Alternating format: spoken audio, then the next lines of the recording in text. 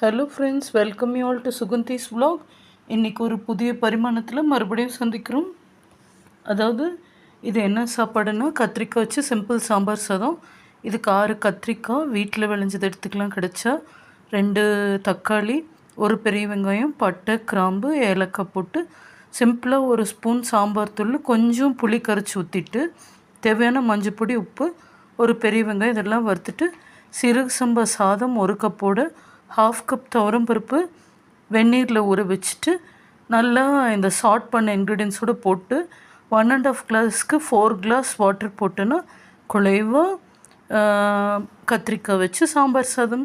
இந்த மாதிரி நீங்கள் செஞ்சு பாருங்கள், சூப்பராக இருக்கும். இஷ்டப்பட்டவங்க சீசனிங் வந்து பட்டை, கிராம்பு, பூண்டு போட்டுக்கலாம் எக்ஸ்ட்ராவாக. லாஸ்ட்டாக கொத்தமல்லி கார்னிஷ் பண்ணலாம், என்கிட்ட இருக்குல்ல. Okay friends, love you all, thank you, good night, have a sweet night.